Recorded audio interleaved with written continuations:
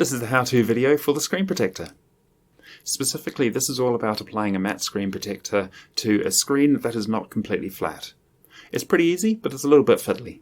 So the phone that I'm currently using does not have matte screen protectors that actually fit it. There are some that are sold for it, however, they cut out all of the curved part of the screen, so there's very little screen that's actually covered by the matte screen protector, which just makes the whole thing pointless at that point. So what I did instead was to buy some screen protectors for a larger phone, and then cut them down to size.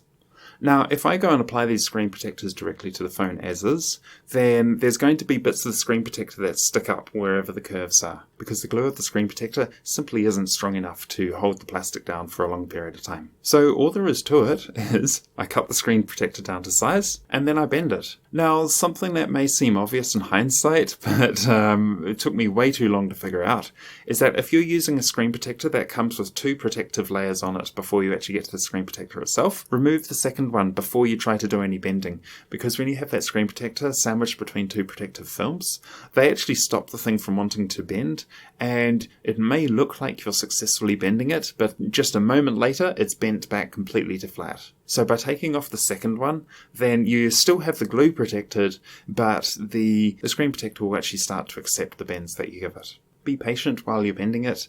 It's very easy to go too far. I think this is too much or not enough. So just repetitively do a little bit of a bend, check it, bend, check, until you get the result that you're looking for. And I can't emphasize enough, remove that second layer. It really does make it easier. This is the voice of pain. Anyway, this is a really short bonus video. That's all there is to it. Just a bit of patience and a bit of a time investment.